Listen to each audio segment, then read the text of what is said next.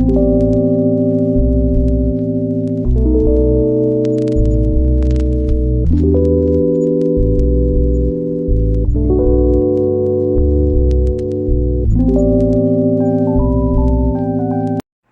YouTube, welcome back. Let's talk cutting instruction forms from your local butcher shop when you send in an animal. As you can see, the one from my butcher is pretty detailed. They ask a lot of things. I enjoy this about them. They are very attentive to what you want from your animal. And I can write down extra things, and I'll show you that at the bottom of this form or on the back of it, and they will honor those things. They'll make sure I get them to the best of their ability, and that's exactly how a butcher should be. If your butcher is not like that, then you need to find a new butcher, because you've put a lot of work and time into this animal, and their job is to cut it how you would like it. That's what you're paying them for. So I'm just going to start by putting my name and my farm name. They know me mostly by my farm name up there. This is our half a beef that we're getting back in a couple of weeks. I also put my phone number. I don't mind you guys seeing that, because honestly, that's my business phone number, and it's all over the internet anyways. So before you guys are like, oh my God, don't put your phone number on YouTube. If you Google my farm name, you're going to find my phone number. So steaks per pack, this depends on your family, and how thick depends on your preference. That's really what cutting comes down to begin with. We just do one steak per pack, so that if one of us just wants a steak at lunch, we can pull it out. Or if one of us wants a different cut of steak at dinner, we can each pick a different cut, right? 1 inch is pretty standard. We do prefer porterhouses and T-bones over strip steaks. Sometimes we get strip steak instead. It really depends on how we're feeling about it. Tenderloin steak. Sometimes we get tenderloin roast, but this time we opted for steaks.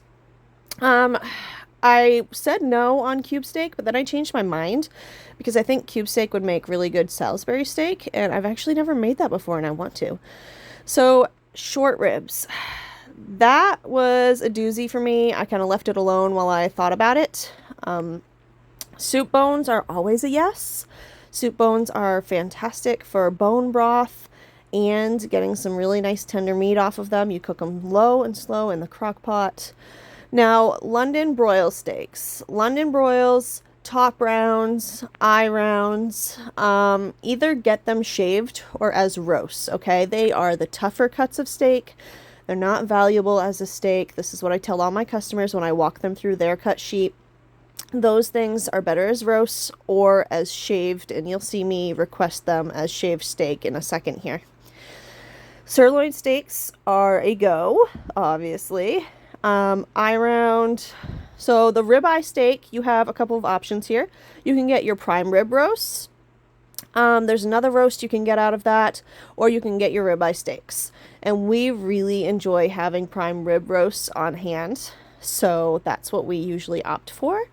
But I like to, let my customer know about the different options when they're filling out their cutting forms, so that they can think about those things. Not a lot of people are aware of the cuts that come from the different areas. Cuts that come from the same areas. So eye rounds, let's see what I wrote. Okay, so 1 roast, the rest steaks. That was on chuck. My husband does like chuck steaks, so we usually get 1 roast. Usually we'd get more than 1 roast, but we're coming out of winter time now, so I don't really need a whole freezer full of beef roasts, right? The brisket, yes, it is almost smoking season, so we want that whole. My husband likes to cut it how he likes it, so we always get it whole. Same with the prime rib roast. He'll cut it into the sizes that we want once we get it home. Top round, you see I put roast there. I'm still thinking on the short ribs. I don't know yet if I really want those or not. Okay, so I'm going to change the top round steak to shaved. I think I was checking on my computer which one I wanted as shaved. Shaved steak is great for steak bombs. So we're excited to have that this summer.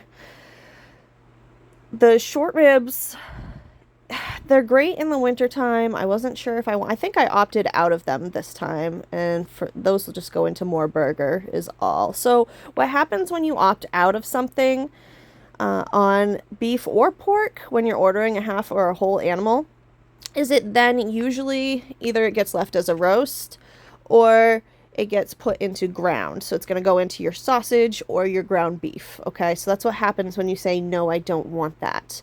It's going to go into your ground meat of whatever type that you're getting out of that animal. I really enjoy the short ribs. We're going to get back on that topic. But I really mostly enjoy them for wintertime. So I think yes. So I said no on the short ribs this time around because we're going into summer and I'm really the only person that enjoys them. So my butcher asks how many roasts you want. I will take as many roasts as they want to give me, based off my specifications up above. So I left that blank. I'm going to let them judge that, but I love how specific they are. We get 3 to 4 pound roasts, and we are a family of 4, 2 small children, 2 adults, and that usually gives us a little bit of leftovers. So 3 to 4 pounds is a good family size roast, depending on how big your family is, of course. Stew meat, yes. I didn't want much stew meat going into summertime. I think I only opted for like 4 packages, so 4 1-pound packages. Again, how specific this butcher shop is. I love, love, love them. Hamburg, yes, of course.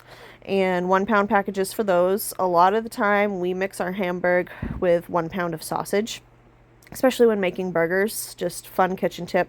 That's delicious. So again, like I said, you can write things down below and my butcher shop will honor it and get it as long as they, have the means to do so.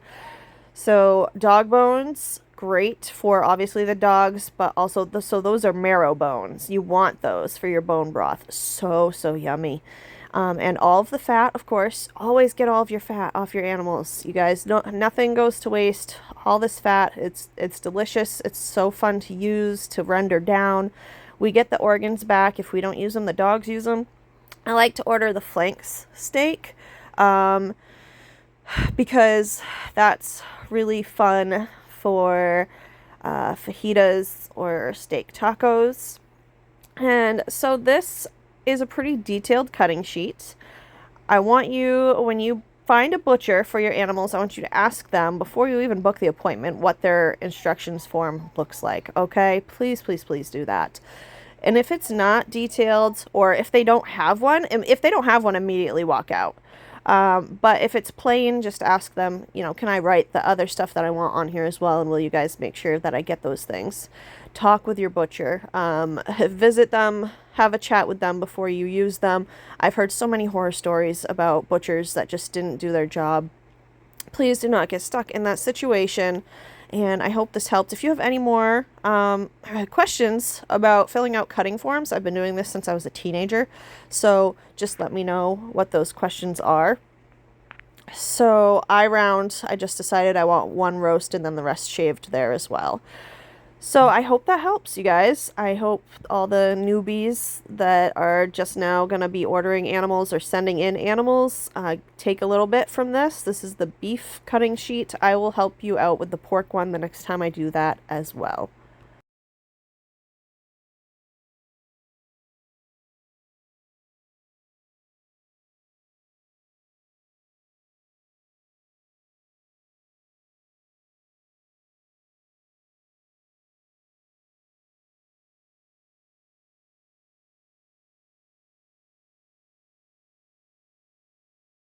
Okay, so let's move on to the pork that we had to do this weekend. We decided to butcher our oldest breeding boar. We raise Idaho pasture pigs here, and our oldest breeding boar, Gordo, was really starting to have some temperament issues, and he had about 5 strikes, and then we said, we're done. So we got a lot of meat from him. As you can see, yes, we eat our boars here. We have not found about maybe 1 to 2 boars out of 10 here on our farm have boar taint to the point where we can't eat it. The rest taste fantastic. So we do eat our boars here. So let's start with sausage. We use LEM sausage seasonings. We are using, that's my father-in-law's Cabela's grinder. We love that thing. That works great. I'll drop a link to that below. I will drop a link to the LEM seasonings that we use below. We are using the Cabela's meat totes there. Those are so good to have. I absolutely love them. We also use the LEM sausage stuffer. It's one of their older ones. We do need to get a new one. But anyways, we love LEM products. Highly recommend that company for sure. So we are going to grind this through twice. We're going to grind it through on, the bigger setting the first time, then the smaller setting the second time. We're going to mix in our seasoning. Today we did some maple, and I thought I had a video of that, but I didn't. We actually used our main maple syrup to make the maple sausage, and it was delicious.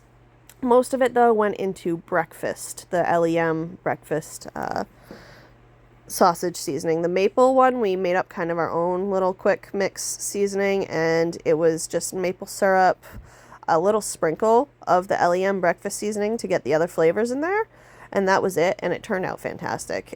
So we really liked that. Now, moving on to bacon. The bacon, we're still trying to figure out how we like to do it best. This time we did a 50-50 mixture, sugar and salt, and we used organic cane sugar and Himalayan pink salt. And then we really covered it really good, rubbed it in all of the crevices, and we let it sit in the fridge for I think like 5 days. We drained the liquid every day. These were really big pieces, so they didn't like dry age the way that I wanted them to. I think I should have done them separately because they were so big. So we ended up just taking it out at like day 5 and putting it on the smoker and finishing it on the smoker. And it did come out good. It did taste just fine. And we were trying to figure out if we want to season our bacon another way, but we're not sure if the kids will really enjoy that. So we just left it at salt and sugar for this time around. Moving on to a new project. This is the copa mussel, and it is what is used to make capicola. And I'm so excited to try this. Basically, I weighed the copa mussel, which was huge on Gordo, of course, and it needed 3% of its weight. If I'm wrong about that, I'll pop it up and correct myself, but I believe it was 3% of its weight in salt. I ended up using more because it just didn't seem like it was enough. And then I just used Italian seasonings to go with it. A lot of people use chili powder and whatnot. I didn't have chili powder on hand, and I didn't want to go too spicy because my family doesn't enjoy that. So you just rub it down, and then you vacuum seal it for, I did 7 days because this one was so big. And you'll see me put the rest of the salt and seasoning in on top of it, and that is because I wanted to make sure it had enough salt to really cure. And this was just our pink Himalayan salt. So vacuum seal it, put it in the fridge. I left it in there for 7 days, and yesterday I took it out. I wrapped it in dry age collagen wraps, and then put the netting on it, and I'm going to let it sit in the fridge until it loses 30% of its weight. So now I'm making one of my favorite things. I'm making corned pork roast. We've actually never done it as pork roast. We've done beef and we've done venison. But I love doing this. It's so easy. This is a very simple corned beef brine, and I'll leave my recipe below.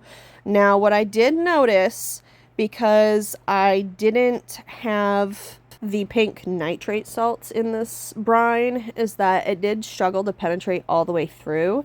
So I think I'm going to try using one of the meat injector syringes and inject the brine into the middle of the pork roast. I have a bunch more to do, so I'll let you guys know if I can figure out how to make that work without the nitrate salts. We try to cut it out where we can. We still use it to brine the hams because we really want those penetrated. But anyways, I hope you guys enjoyed this video. I will leave a ton of links and recipes below for you guys to look through on our curing projects. Happy homesteading. Talk soon.